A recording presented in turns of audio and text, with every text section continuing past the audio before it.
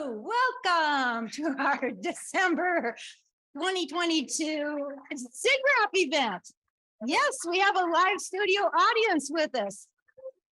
This is Los Angeles ACM SIGGRAPH presents an exploration of quantum art with generated techniques, plot chains, and the future of storytelling. I swear all this is going to be explained. I'm not going to go into it now. I'm just letting you know that we are the Los Angeles ACM SIGGRAPH chapter, which is an acronym for a much longer name. The Los Angeles chapter of the Association for Computing Machineries, Special Interest Group on Computer Graphics and Interactive Techniques. Our parent organization, ACM, the Association for Computing Machinery, who has been very supportive of this particular event. This is their 75th anniversary. They have 34 other SIGs besides SIGGRAPH, and they entertain 3.5 million attendees per year with all these other SIGs and us. SIGGRAPH, the conference, is coming to Los Angeles this summer. So it's going to be great. I'm loving seeing all your faces, but I can hardly wait to roam the halls and bump into everybody during the conference. It's going to be great. So that's in July. This is their 50th anniversary of the conference. And so on top of everything else, they're going to have some really cool, interactive, huge, immersive experiences for us, along with, a lot of historical stuff, along with, the mainstay of the technical program and the exhibit and all the courses and everything else that goes with it. So we're really excited for that. The Los Angeles chapter, of which we are the biggest, and we've been here since 1978, continuously. Thank you very much. We're the only chapter in the world who has actually done that. And so we have, we do about a meeting a month, sometimes more, thanks to Sunil. We have, I think, coming up next, we're going to join forces with the San Francisco chapter and kind of see what we can drum up disruptively for the universe. But anyone else is invited to that brainstorming session. After that, since we are Los Angeles and we are kind of drought ridden here, we have the Ventura County Fire Department, which, oh, by the way, is the mighty Ventura. They can stop out a fire before it starts to flame. But they're going to teach us what they're doing with GIS and ERSI to, in real time, map these wildfires. So it's computer graphics in wildfire mapping, I think is the name of that meeting. Anyway, stay tuned. You can always sign up for the announcement from us for free, just going by to our homepage, which is lasigraph.org. Pretty easy to find, pretty easy to sign up, pretty easy to bother Joan anytime you want. We have a huge EC, the Executive Council. This whole organization is all volunteer. So our only duty is to disseminate educational information, which we have been doing, I believe. Tonight is no exception whatsoever. You probably don't want to hear me going on and on and on and on anymore, right, Kyle? Anyway, I am not going to be the one introducing all these lovely presenters and speakers. We are bringing back our past vice chair, Kyle Carlin. Kyle, if you can come on up, he's going to introduce the first speaker for us. Enjoy tonight. I hope it really blows your mind.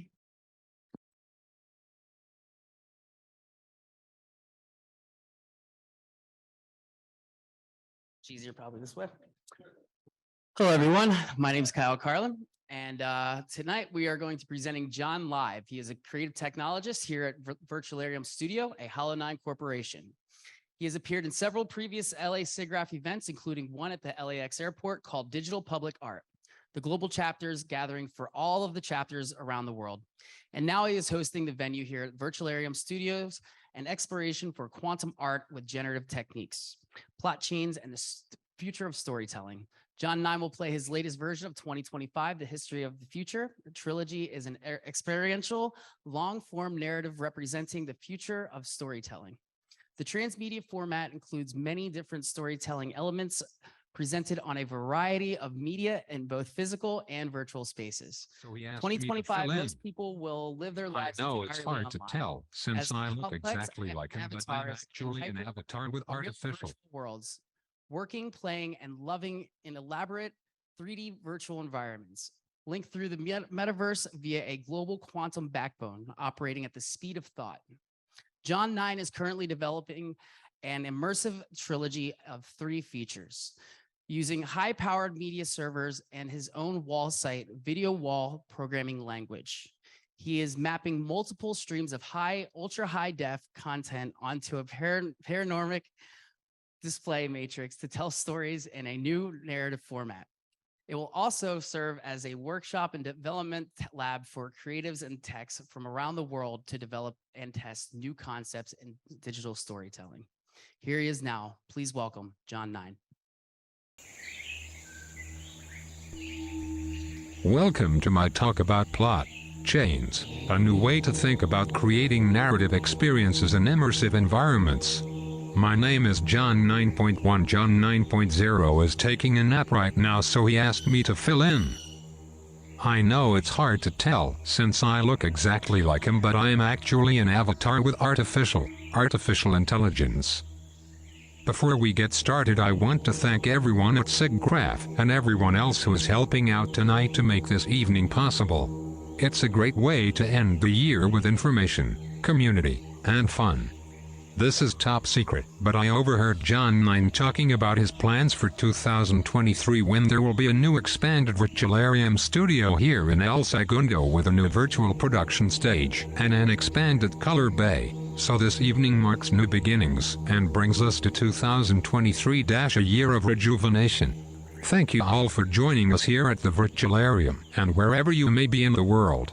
On with the show. Definition of PlotChain. Please answer. What is a PlotChain? 1. It's like a blockchain that takes mushrooms. 2. It's like a blockchain that does primal scream therapy. 3. It is a conceptual and aesthetic framework, supported by a functional set of software tools that enables integrated design, production, programming and presentation of compelling narrative experiences within immersive environments. Traditional media versus immersive media. Traditional media is single screen, single stream. Viewer is passive. Format is static. Immersive media is multi-stream, multi-screen. The viewers have a sense of control, immersion, and engagement. Multiple simultaneous videos create visual harmonics. Viewer is invited to decode the visual matrix, engaging their analytic mind, penetrating deeper into their imagination. Immersive media is an emerging art form with growing revenues. Future success depends on the quality of the experience. PlotChain technology is a tool set for creating high-quality immersive experiences. It enables extreme degrees of creativity and technology. Hey John 9.1. That's a lot of words. Time for an art break.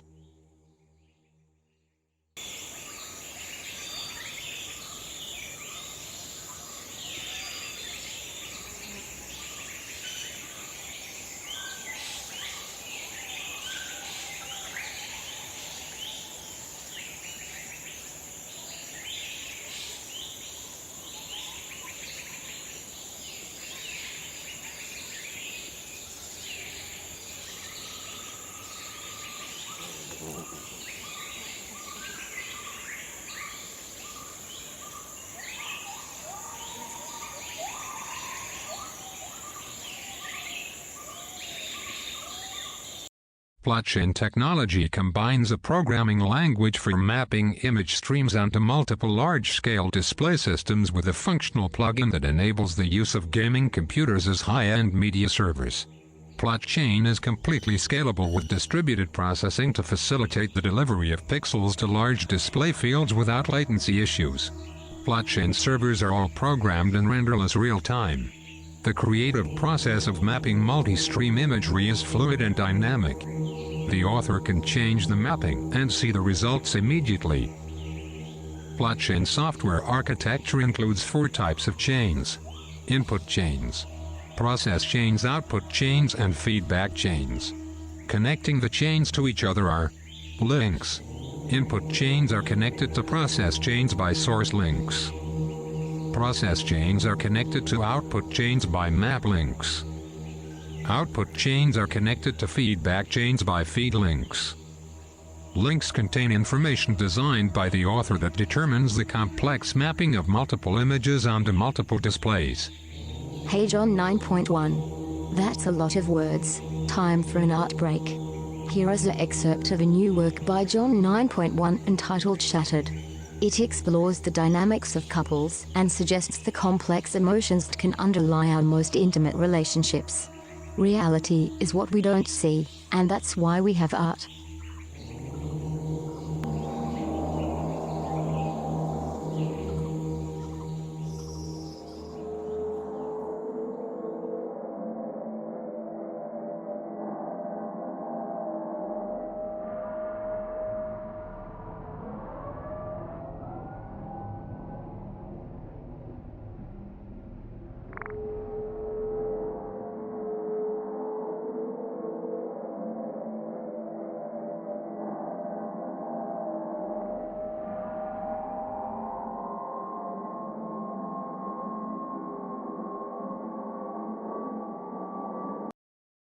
Enabling the PlotChain platform is a programming language developed by John 9.0 that we call WallSight.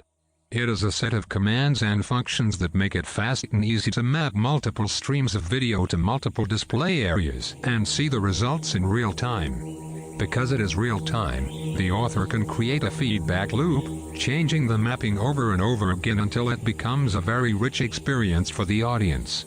This is very different from traditional entertainment media production.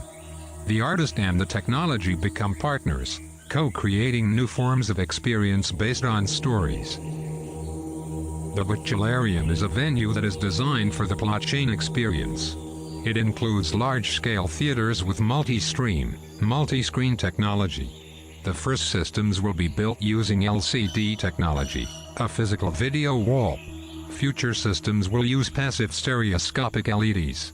In the wraparound configuration, this format places the audience inside of the movie.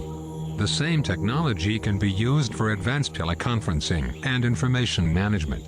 The VIRTULARIUM can also use large-scale LED displays such as the truly spectacular crystal LED displays from Sony to create a synthetic video wall. The author can create a matrix of virtual screens in static or dynamic format. Most significantly for my friends in the metaverse, the PlotChain platform creates virtual video walls. The same mapping that is presented to a physical audience in real space can be streamed to virtual spaces for enjoyment by a metaverse audience. PlotChains deliver complex messaging in the metaverse for creative, artistic, documentary and commercial purposes. Of course, everything we do with PlotChains can be interactive as well using various techniques including augmented reality. Wow, John 9.1. That was another big pile of words. Time for another art break. Here is a piece by John 9.0 entitled Generations. It is an AI character study. See if this tells you a story in your mind's eye.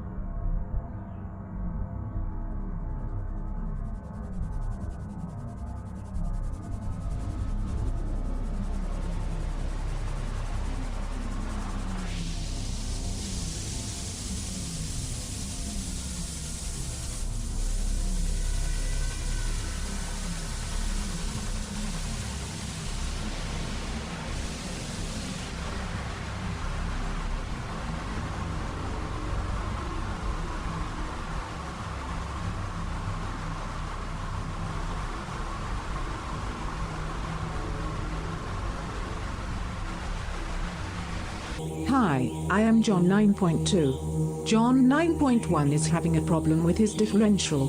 Rusty gear. So he had to go for an emergency grease job. I am here to finish up for you today.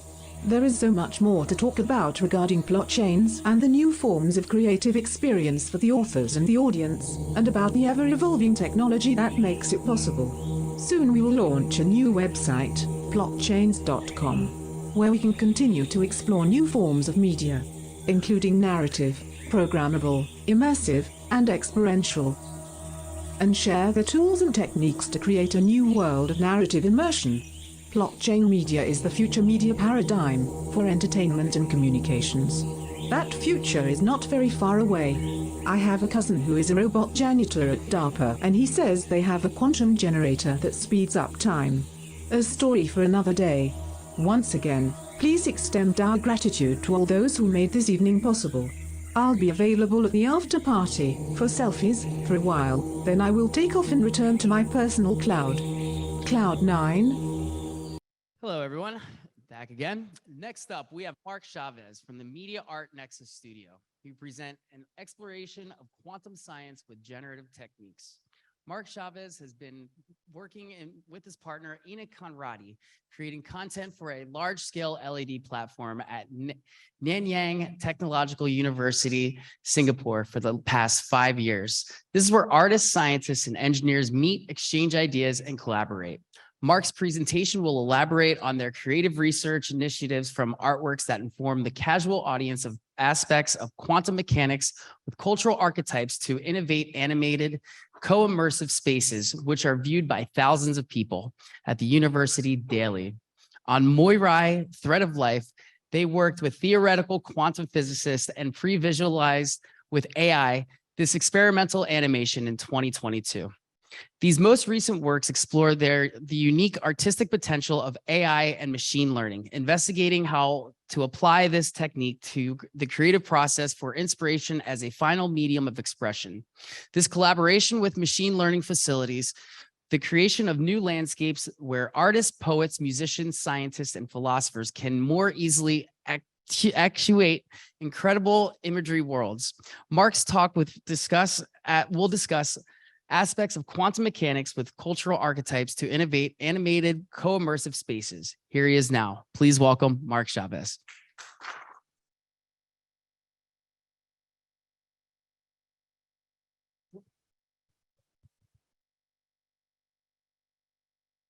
Hi, my name is Mark Chavez, and I'm currently living in Singapore and in Los Angeles. I split my time between the two countries, and I've been in the animation industry since 1980. Some of my first credits were in 1982 when I worked on the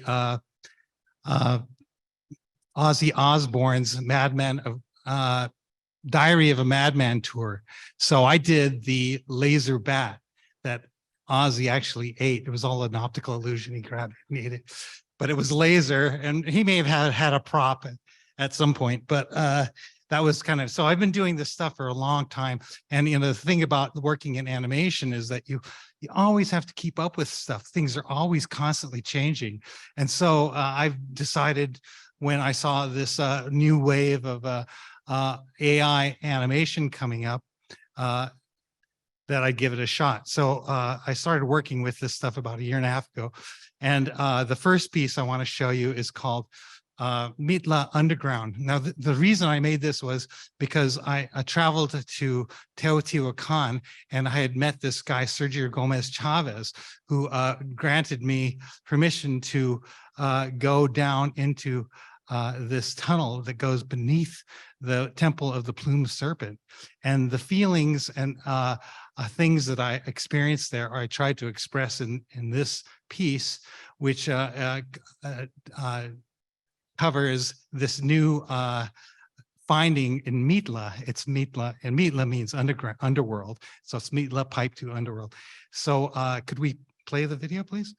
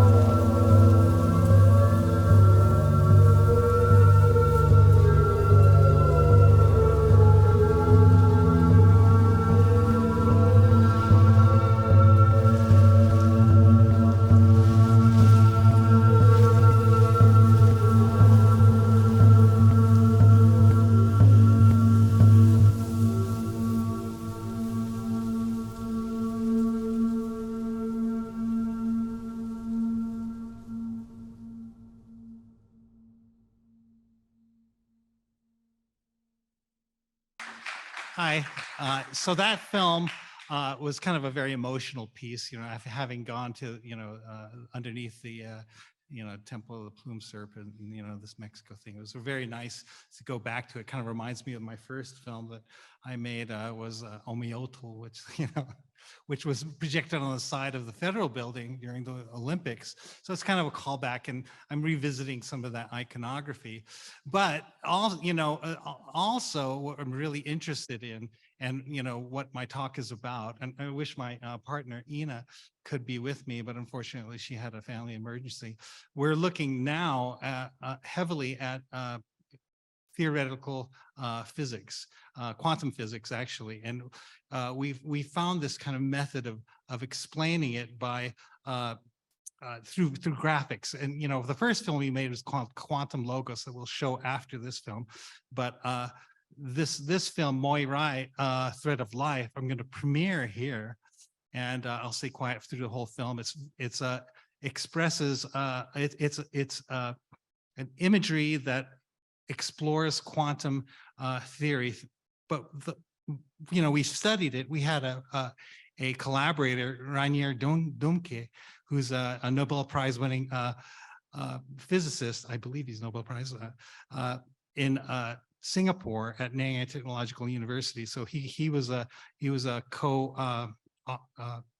collaborator, or I think he was a co-PI on this. This is all funded through the university, and so please enjoy this one. It's called Moi Rai, Thread of Life. This is the premiere.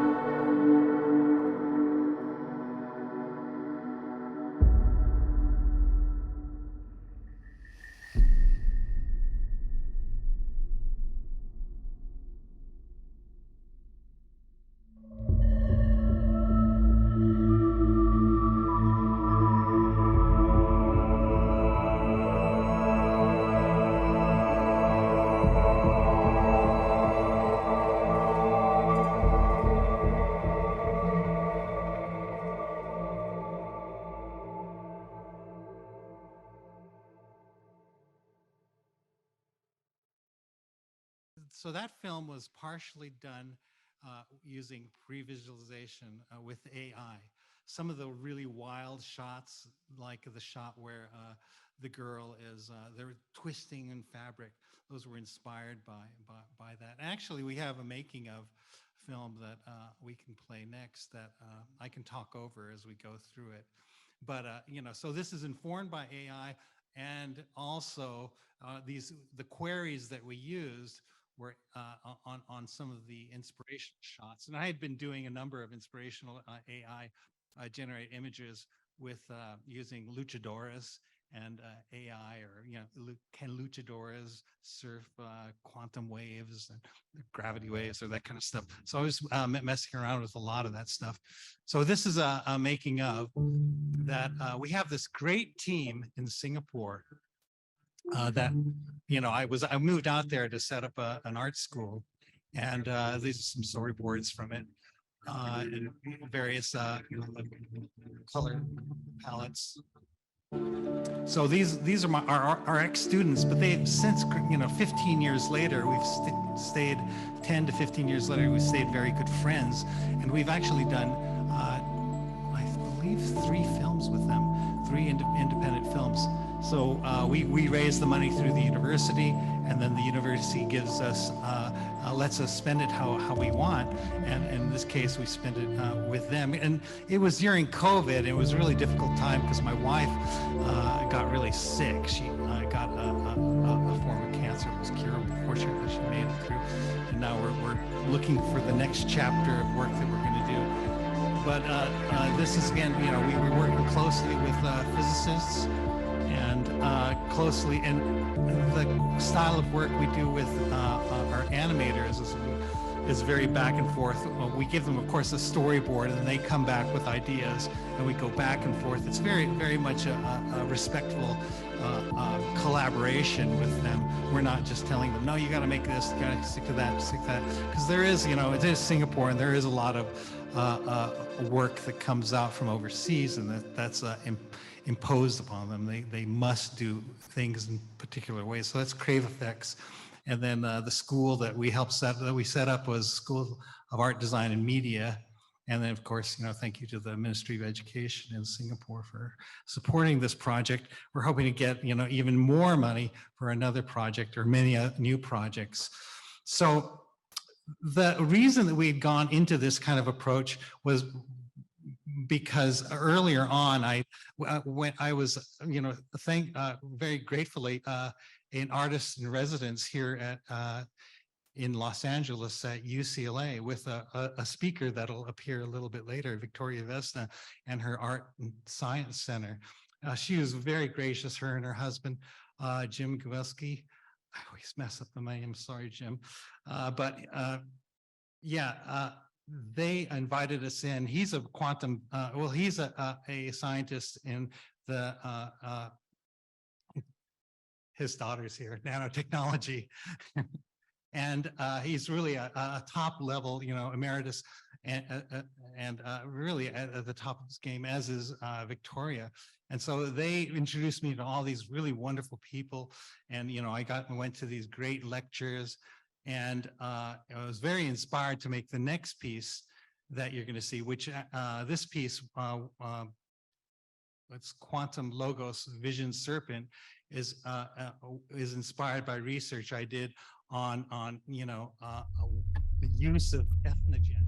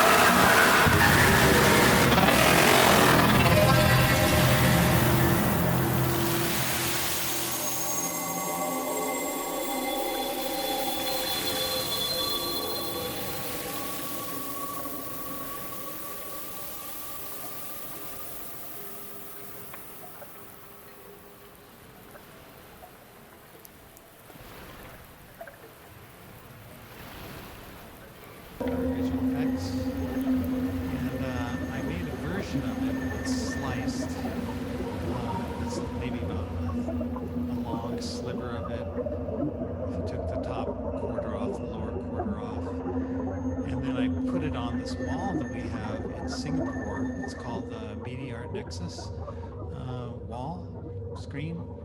We have this 15-meter by 2-meter wall over there that allows us to do anything we want, just experimentation. So I put this on it. So if you can imagine, you know, 5,000 people walking by this playing every day at certain hours. I'd vary it various hours. It's all done in Touch Designer, by the way, too. And with GLSL shaders, all generative. So if you can imagine like 5,000 people walking by this, you know, Indians from, you know, various cities in India, Chinese from all over China. I mean, you know, because it's a big mecca. NTU is a big research university. And this project was exposed. So it has changed. I mean, the whole idea of us having this wall in Singapore on this media wall where all these people just walk by has created a kind of way of it's raised the level of the wall. It feels nicer. It's a nicer space.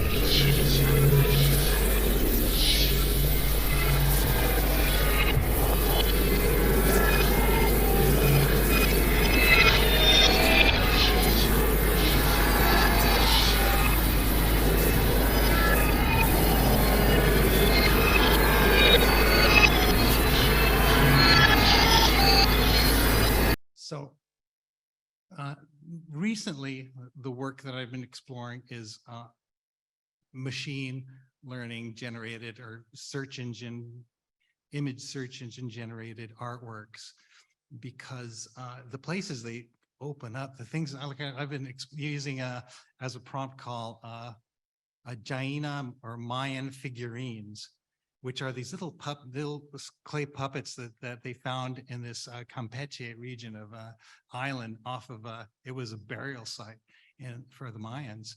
And there's just thousands of them, well, at least hundreds of them. And they're all in different poses, doing different things. They're very, very expressive little clay objects. So that, and I've been mixing science fiction or Mexican science fiction. And then these prompts, that I use are maybe 71 prompt long, with each one having maybe about 10 words in it. So they're very complex prompt structure. And, so I've managed to generate an interesting world. I have this interesting space that we're in, that I'm in now. So now I have to kind of see if I can use the, any other geometry generating, NERFs, I think they were calling it, any other kind of additional animation that I can bring to it. So I'm going to start looking at that. We have great collaborators over in Singapore, so I do like being over there. We're approached by Tomas Bendaz. I can't remember his last name, but Tomas and June over there. June's going to be doing the next SIGGRAPH Asia. She's going to be chairing it down in Sydney. And so her and her partner are really great collaborators with us. And so, and her partner is a academic research lead at NVIDIA. So we're really looking forward to doing what we have. We have some other things working with some large investment firms, and then of course the university. It's quite a good thing. It's been a good run, and we'll probably be expecting at least yearly. I mean, Midla Underworld, I made in about a week. So you can really generate, and that's a 3-minute film, but you can really generate this stuff fast. So I'm anticipating that it's going to be a pretty productive next coming at least 5 years. So thank you so much. And I want to shout out to Pepe Serna. Thank you for calling me out yesterday at the Palm Springs Art Festival or Film Festival, and of course, Danny Hastings. And thank you so much.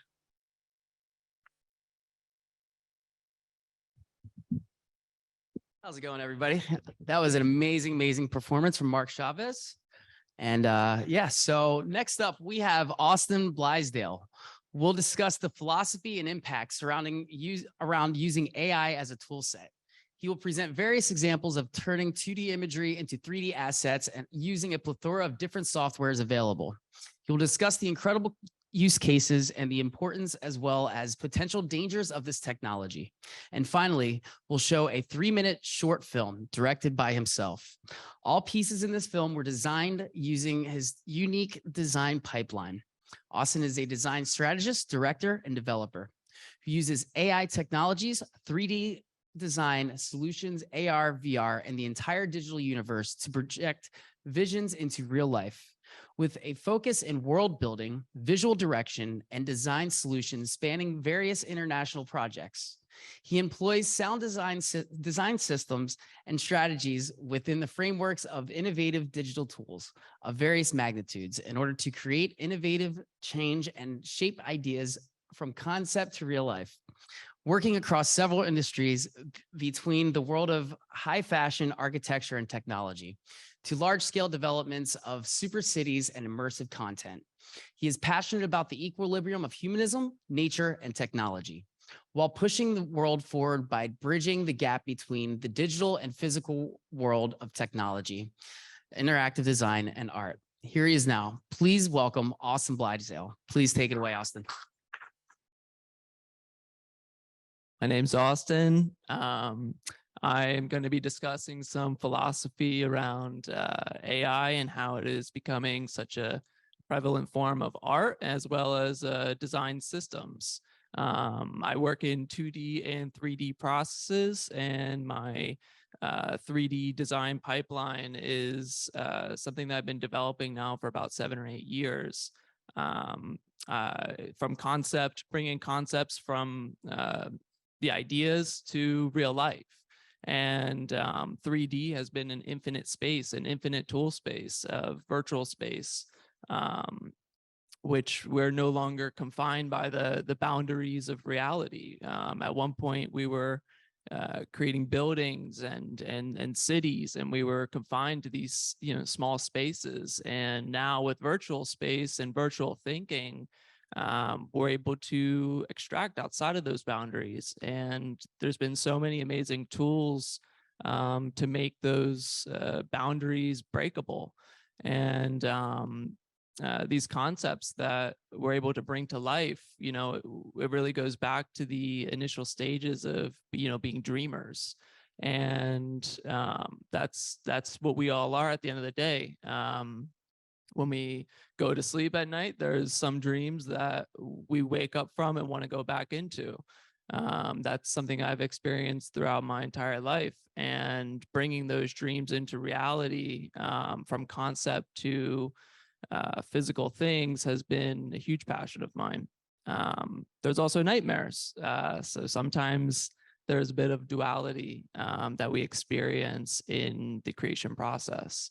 And, it's kind of our duty, especially with these tools that are emerging, these very powerful tools, to keep us in check in terms of, our output and what we're creating. And, these boundless, existences that are possible, especially with these tools, and how quickly and rapidly we're able to create them is tremendous. But that also comes with a bit of a cost that we need to keep in mind of. And, there is several projects, especially in the past few years now, that have been huge in my development process. One of them, I was working with the experimental design firm, Alex McDowell, and one of his, his team he labels them world builders.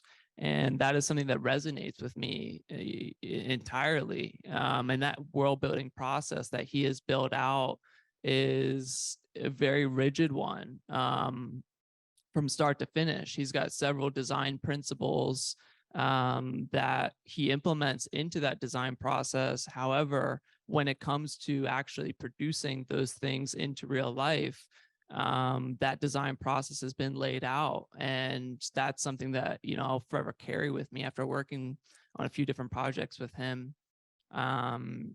And there is kind of this thing that we are always checking back in with in that design process, and that is the synchronicity of humanism, technology, and nature. There's a book by James Lovelock called Novacine. He's a visionary and a total thought leader for the generation of hyperintelligence that we're going to be entering into. But he always talks about that synergization and the balance that needs to be placed especially with developing tools and developing cities. And it's incredible that we're going to be able to be working outside the confines of what once was. And we've gone from the age of initially agricultural age into an age of industrialization, and now we're entering an age of technology. And industrialization has had its amazing feats, but it's also had some incredible downfalls that hopefully technology will be able to push past, and we can, use sustainable measures and these ecological breakthroughs in order to solve some of the issues that industrialization has brought. And that's something else that I'm very passionate about in terms of this 3D, 2D technology and AI, especially, now that it's becoming such a powerful and prevalent tool. the capabilities of that, it's something I really want to push into, whether it be my artwork or whether it be developments that I work on, are those three things: the humanism, the technology, and nature working within one confine. And AI has been an incredible push forward in terms of, incredible and also scary. And, something that I've been thinking about, I've been really pondering on is, the death of imagination is the death of humankind. And are these tools, are they allowing us to become imaginative to another level? Do they push us to another level? Or are we allowing these kind of coding technologies to take over imagination? And taking over imagination is, if that's the death of humankind and the death of us being these kind of powerful, creative well, we're not tools, but we're beings. But creativity is the sweet nectar of life. It is the fertilization in order to grow these concepts and to put them from concept into real life. So there's another thing here which is happening within AI and these tools and virtual tools, and something that's happened between analog and digital technology, and that's communication and the creativity. We are really quite literally communicating from concept to real life, and being able to communicate ideas into real life is a very powerful medium. And now we're doing it at such an accelerated pace. There are several tools that are really coming out that are really powerful, and allowing that process to become more streamlined. And as I've been kind of having my obsession of 3D worlds and 3D, whether it be 3D printing to make those worlds come to life, or to make these objects come to life, working across these several different industries, now AI is able to make more assets readily available for us, whether it be in animation, whether it be in these kind of virtual immersive spaces, whether that's to create jewelry or to make art or to make fashion, and all of these, incredible things that we're able to bring into life to spawn this creativity, this communication power of telling stories. And storytelling at the end of the day it goes along with that. The death of storytelling is kind of the equilibrium of creativity. And storytelling is that communication of our stories and our past. And, all of us have, some of us have engineering mindsets, and some of us have these very creative storytelling or conceptual mindsets, and some of us are developers. But at the end of the day, we're all doing one thing, and that is communicating with story. And that's, it's a really powerful and beautiful thing. So the tools that are kind of coming out now, there's NVIDIA NeRF, and photogrammetry has come such a long way from what it once was.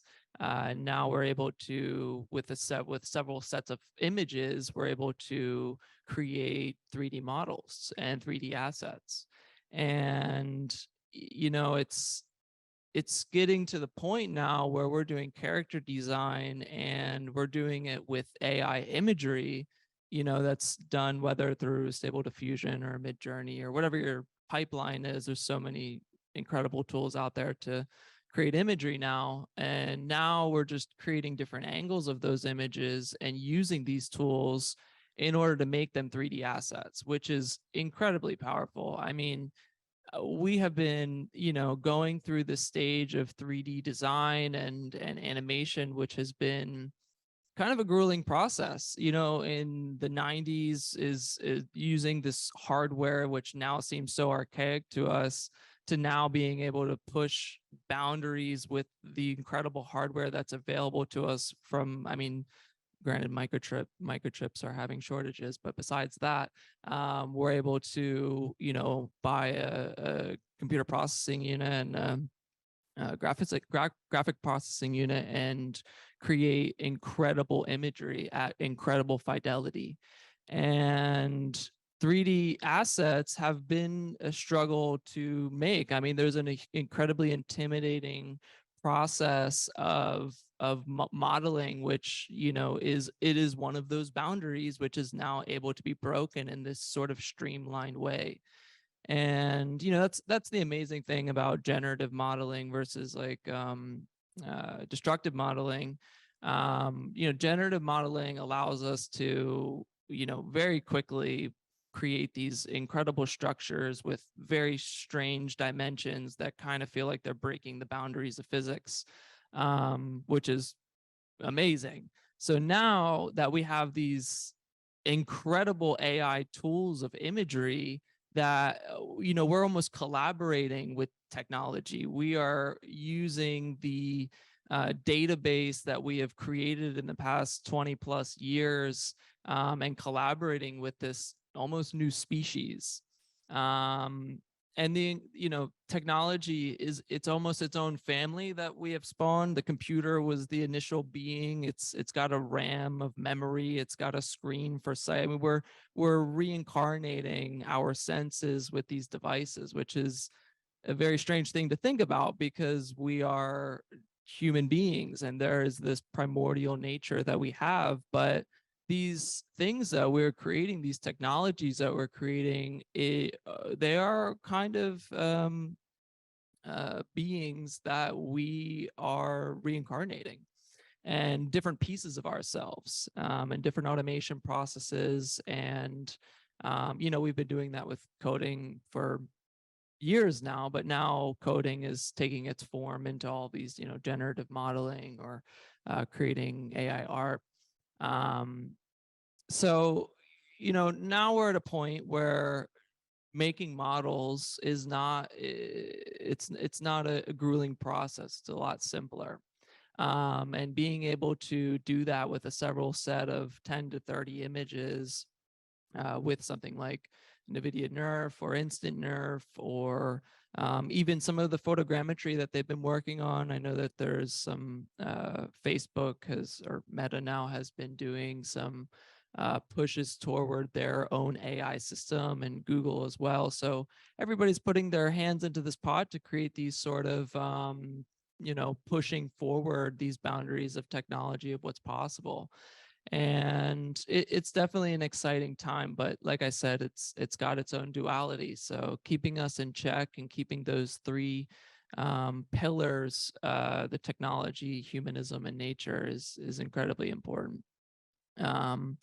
So, I kind of want to get into just my 3D process that I've been working on, which is about bringing these ideas, these concepts to life and these designs.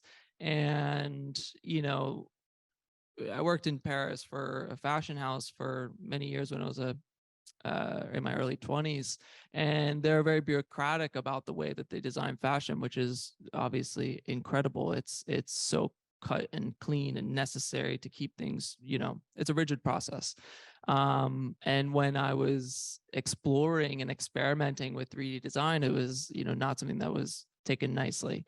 But I really pushed forward because I saw this resource and these ecological kind of standpoint of creating in this way that is really powerful. And, I'm working in a fashion house, you're doing 10 samples in order to get one item, one sample at the end. You're doing 10 different iterations. And I was able to make 1 or 2 iterations just by doing a draping process on an avatar. And I was able to cut down materials and resources and timeliness and workforce. And, there's fashion has got this, it's all grandeur and delight, but it's also got this very dark side. And that is the ecological, that is the dark side, the ecological standpoint. And So I was like, okay, there's something here. There's something that's, just in the resourcefulness of doing it in this process. It's incredible. And then the world started to open up a little bit more in terms of virtual immersive spaces. And then I realized instead of just making a physical garment, I'm also making a digital asset. And these digital assets can live within animations, they can live within immersive environments. And that's incredibly valuable, whether you're a creator or whether you're a business or, there's so many different use cases for this. And or even in the collaboration process. And now that we're creating these immersive collaborative spaces where several people can work on one file, and it's almost like you're sitting in the room with them, and you've got two seamstresses or assistants and a pattern maker working with you. Incredible process. You're doing that virtually in a virtual space without having to use so many resources to have overhead, et cetera, et cetera.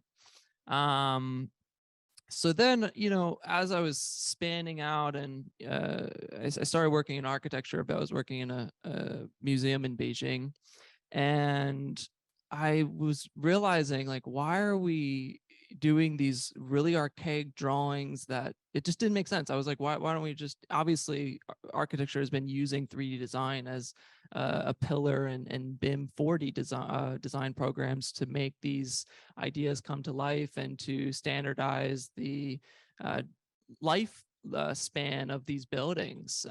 So I was bringing this process into several of these different industries. And, like I said earlier, technology is almost like this virtual family, and all of these tools are sort of starting to communicate with each other.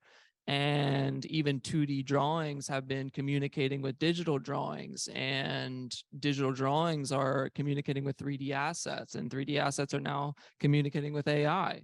And so you have this streamline of digital tool set, which is incredibly powerful in any industry that you're working in. We've done furniture, we've done jewelry, we've done as many things as we could think about as how can we make something into real life. And, now we're working in these VR and AR spaces, these more immersive spaces, and these digital assets now have value as well. Absolutely incredible. It's really a special time. Especially now that AI is pushing us into these boundaries of making assets, whether they're 3D spaces or 3D characters, or even a little doohickey to make a game asset just a lot quicker. I mean, that's a really special thing. So yeah, I think a few last things just to go over is, when I initially made that process, I didn't realize that there were so many hurdles to jump through. And, I was working in Marvelous Designer and Clothes 3D, which is now really robust systems, are owned by the same company. And they've made their design process in terms of, having baselines on your garments or having seam allowances and all of these sort of like really necessary technical tools. At one point, they're just kind of visual animation tools. And I was working with them during their beta stages, like, hey, you guys need to implement this design function, which is totally essential for my grading process or for my, printing and cutting. And, now these tools are so robust, we can now make the physics engines are really nice, and their texturing engines are really nice. And now we're even looking at the communication of these programs within their own structures. We're talking about Blender communicating with Unreal Engine, or Cinema 4D communicating with all there's so many different engines now that have plugins. And thank God for Blender and making it so accessible to creators, and to have this open source platform to make these incredible plugins that really push that program forward. Unreal Engine obviously has come great strides in the past several years, and now that they're all communicating together, it's exciting to see how AI is being implemented. And obviously we've been able to make all been able to make really powerful art. And AI is having its own process within itself of using several different programs to have different outputs. And, you know, we can kind of make our own unique, you know, I know a lot of art is looking very similar, but we can actually, if we go into it a little bit more and we understand the coding languages, we can actually make it so much more unique to what we're trying to communicate and what we're trying to convey. And in order to make these concepts come to life and to make them really ours, I think that's, you know, where that initial provocation comes from, you know, is the death of imagination, the death of humankind. And in order to really understand these systems and to really make them our own is the only way of being able to keep that inherent system to ourselves and who we are as human beings. And it keeps our individuality and our creativity. And even in the development process of whether it be a super city or whether it be a simple garment that is being made, I think that that is something that needs to be streamlined and understood. So really it's about understanding our tools rather than just kind of allowing them to make the things for us. And the more we understand them, the more that we get to keep our creativity and we get to keep our imagination and keep it our own. And it also goes back into the nature and the technology and humanism and keeping that really robust and intact to who we are as human beings. Yeah, so it's an exciting time. It's a scary time, an exciting time, and all of the generative art that is coming out is really beautiful, and I'm excited to see where it goes. I will continue working on my 3D and 2D process in order to make 2D imagery into 3D assets, and that's really has been moving really quickly. In the past few weeks, we've made some really special pieces and doing full-on character designs that are highly technological and really pushing the boundaries, and being able to make them into assets is it's very special. So yeah, I would definitely recommend to check out the new NERF systems and new photogrammetry that's available. It's rapidly advancing, but I am going to show a film that I directed, I think maybe 4 or 5 years ago now. The reason that I'm showing it now is because I'm explaining this 3D process, and every garment that was made in this film was done with that 3D process. We actually didn't even have to make samples because the avatars were able to get all of the dimensions down, and working closely with Chloe, we were able to streamline the production process and our sample making process in order to make these garments come to life. And this is a story of X, who is a main character underneath a label that I have called Darklight. Darklight is an embodiment of duality, which is something that I will go over and over again throughout my entire life because it is inherently existent within everything. But X is she is us. She's stuck in her own imagination, and she's constantly being placed inside of these different worlds and doesn't understand the concept of space and time. She lives within her own realities. So this is just one segment, which has several different stories written in the future that we'll be directing. And X is stuck in a time portal between space and time. This is Predestination. Thank you, guys.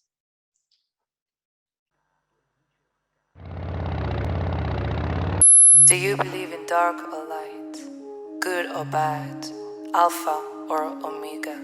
They live synonymously, the definition of true love, a delicate romance residing within all of us. A pendulum, they say, we swing fiercely back and forth. They call this life. In this lifeline there is no chosen path, only path of choice, or so I thought. My name is X. I live inside a world known as Darklight, living memories of people I do not know. Time does not exist in this place. Each night is a new place in time, space, ambiguous with new destinies revealed. I do not know why I'm here. I am the only one that exists. My mind, dreams, and creations are the only way out. I write endlessly, Draw until my hands bleed just to define this word unknown. I've been here before, but I don't remember a thing. It comes back to me in flashes. Just when I think I have settled the beast that lives inside me, it speaks. I woke up, not from a nap, not from a dream, but from my reality. I saw dystopia. I had this feeling I was being operated on after I was welcomed by an android, Yin. He told me that we were in predestination, the space between time travel. He said I was gifted with life. I didn't know what that meant. Am I supposed to die this time? Or am I already dead? The body of this life form was different tonight. I had been gifted with life. I felt bionic. I felt new. I felt power. He mentioned that the operation was successful, but it was time he left. The last thing he told me was the tools I needed for survival were in the palm of my hand. Wished me farewell and left. I got up quickly to shave the stubble on my head, created a weapon that will protect and heal me. I must render suitable garments for my environment. These garments become my protection. In these words, these garments can save my life. It was time I entered the getaway. I'm stuck in a dream, lost in time. Darkness is a portal to different worlds, but light is the only source needed to save yourself. Tomorrow will be different than this day and the next, and so on and so forth. I don't know how long I'll be here. I am trapped until my mission has succeeded. I can only continue to tame the beast inside and formulate new avenues of light from these visions to complete this endless mission. My journey continues. I am X, and welcome to Dark Light.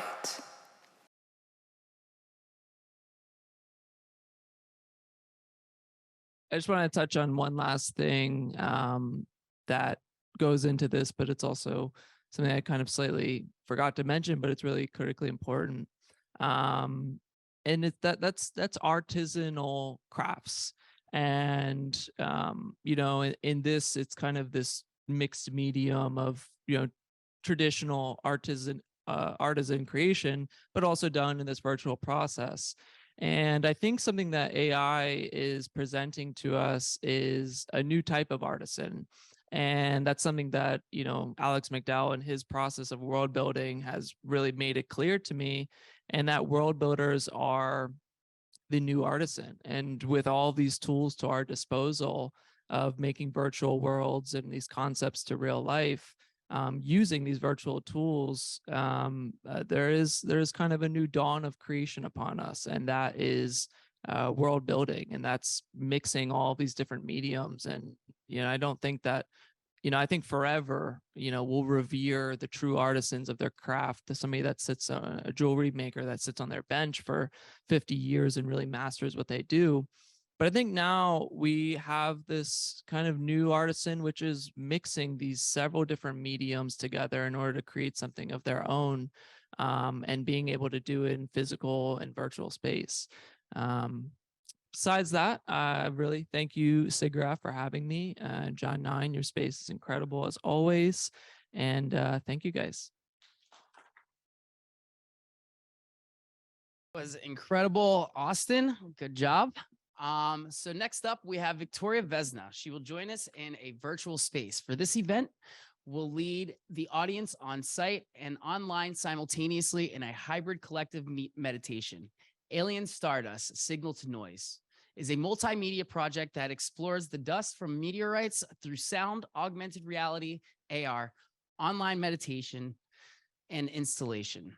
Alien Stardust premiered in 2020 at the Meteorite Gallery in the Natural History of Museum in Vienna. This site-specific immersive art experience of mixing micrometeorites with anthropogenic dust falling on our planet from many dimensions was seen by few due to the lockdown. It has since been morphed into a hybrid art project with AR and online meditations. She is the innovative professor from the UCLA Department of Design and Media Arts. She uses digital technology to help reshape conceptions of art. With her installations, she investigates how communication technologies affect collective behavior and perceptions of identity shift in relation to scientific innovation. Her work is focused on environmental issues and involves long-term collaborations with composers, nanoscientists, neuroscientists, and evolutionary biologists. At the Art Science Center, she is currently collaborating on a large exhibition, Atmosphere of Sound Sonic Arts in Times of Climate Disruption, for the Getty Museum's Pacific Standard Time Art Time Science 2024. Please welcome Victoria Venza. Go on ahead, Victoria. Hello, everybody. Sending you stardust because that's what we all are. Thank you very much for this opportunity. My name is Victoria Vesna. I'm an artist. I've been working with media for a few decades now.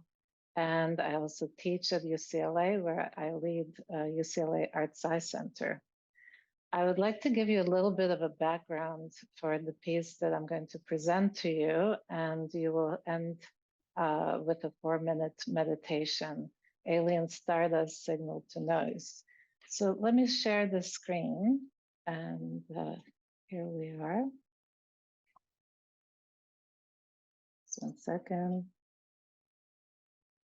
Oh, sorry. You're gonna have to cut this because I have to click the optimize for video again.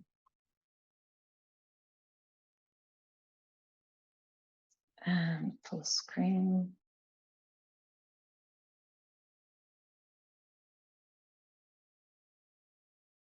So just a brief story, background about this project, Alien Stardust. It started with my being invited to be an artist in residence at the Museum of Natural History in Vienna in the Meteorite Gallery, which is one of the largest meteorite galleries in the world. And I worked there for 2 months. Before that, for a whole year, I developed a project that ended up as an installation. So what you're seeing here is the installation opening with micrometeorites printed in 3D and animation. And a lot of people came. And this was March 11th, 2020. So what happened the next day is that the whole of Europe closed down. And I'll show you a short clip that shows you the space and the installation.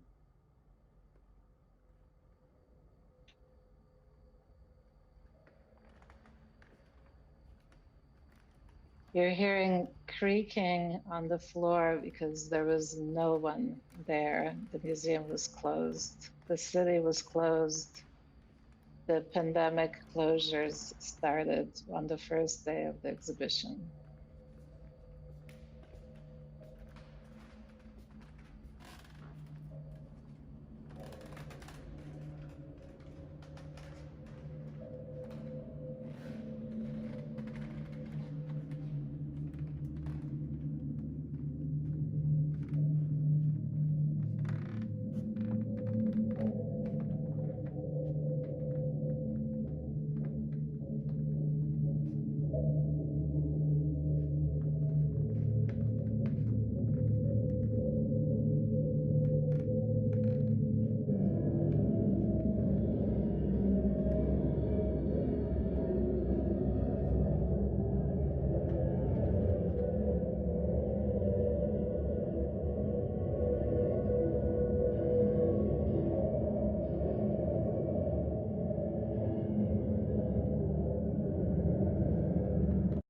So the next day I was on the plane back to the States, but to me it was really important to share the work that was done and to share the idea of stardust that falls on Earth. 100 tons of this dust falls on Earth every single day.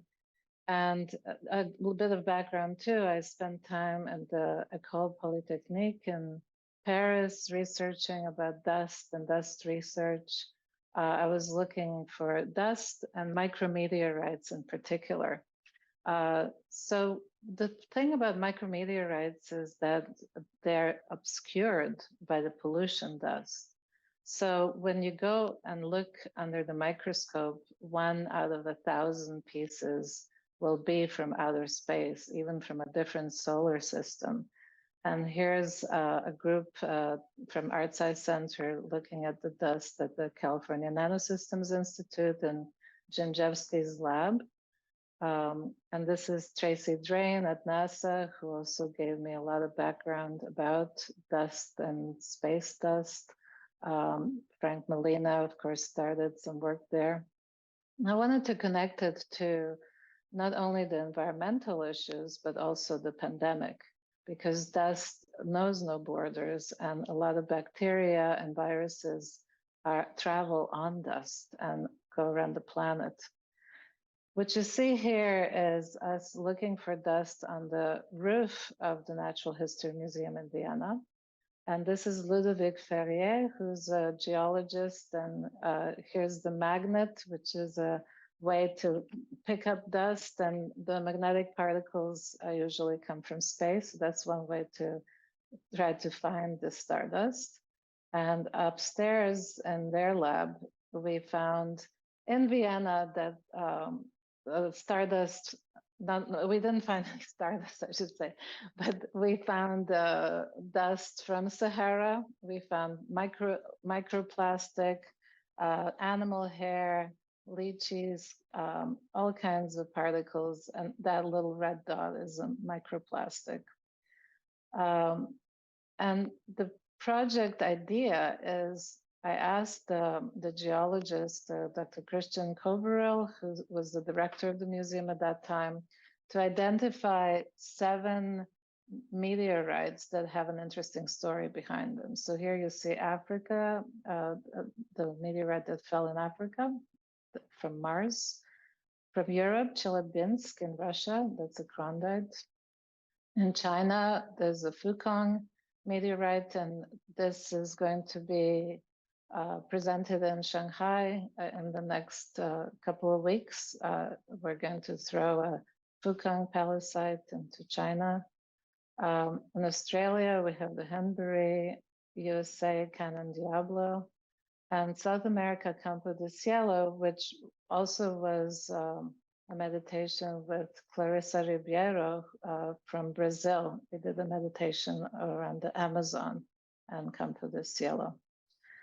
So in addition to the meteorites falling, we have these micrometeorites, and you see some of these spherules here that are amazing, actually. And I created a few of them that you saw a little earlier in 3D prints.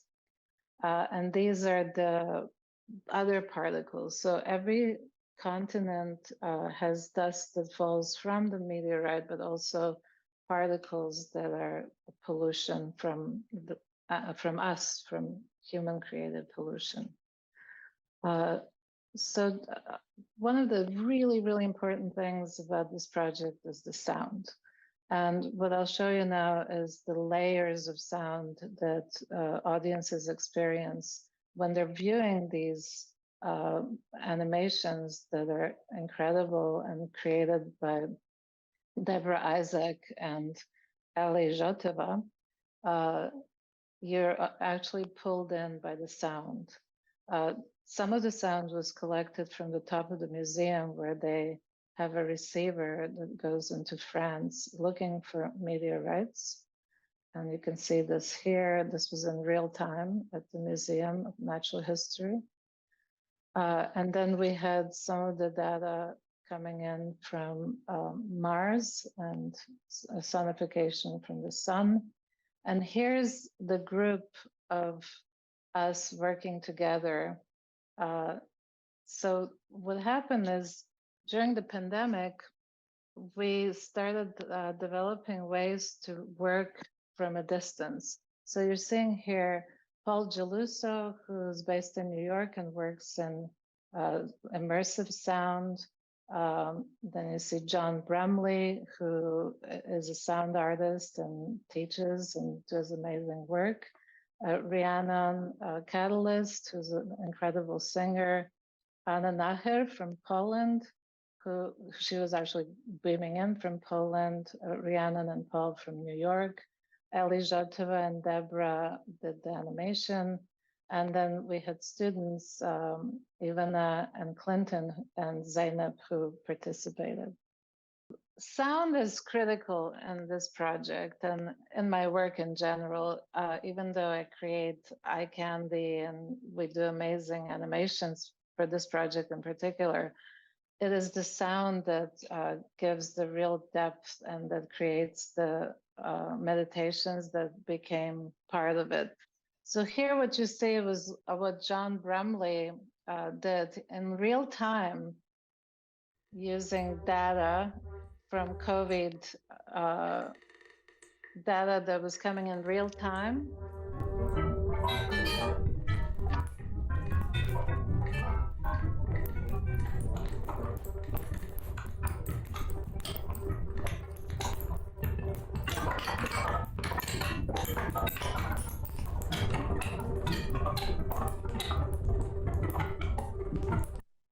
And then we have the drone sound that is recorded by and created by Paul Geluso. And this gives a kind of an underlying quiet to the stress of the COVID data.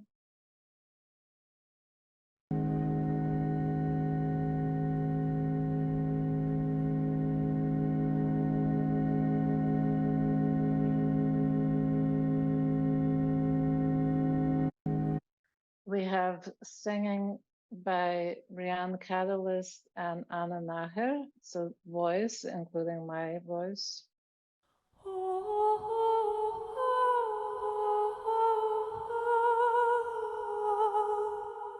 So that's the heavenly voice. And then finally, we have data from NASA.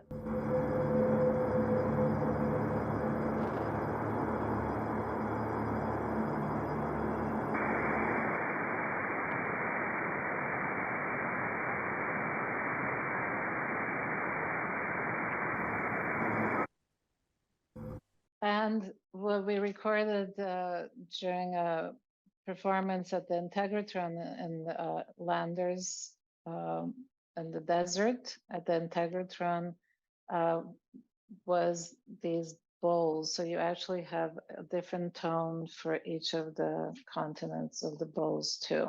This added a beautiful dimension to the kind of a stressful situation. So the whole project really is meant to give one message, that dust knows no borders, that lockdowns and borders that are being raised all over the world actually are not helping, that we have to work and be planetary citizens. And Alien Stardust is all about that, giving a signal to all the noise that we're creating. So we'll start with a 4-minute meditation, just to give you a little bit of a taste of how this works. And I hope you enjoy it.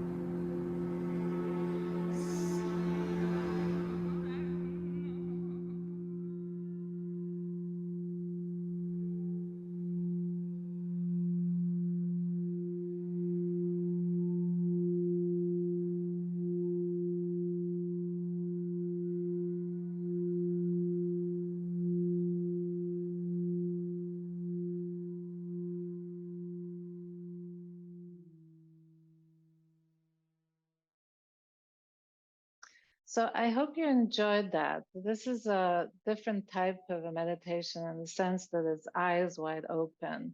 And it's not all sweet and quiet. It's actually quite a bit of chaos. And the idea is to stay centered when everything is falling apart. And I hope that we do this together. I thank everybody who put this great program together, and I send everybody lots of love. Anyway, that's our program for this evening. Thank you all for coming, live audience, and all of you people on Zoom. We will be doing this again soon, I hope. I like this little hybrid approach. I thought the sound mixing, our crew here was fantastic. The speakers were fantastic. The audience was fantastic. Our volunteers across the board. I learned so much. You know, there's questions we're going to have to ask each other. And oh, by the way, you know, right after this, we're about ready to stop our program in Zoom. Bye. But, you know, the rest of us here in person will carry on. So thank you all for coming.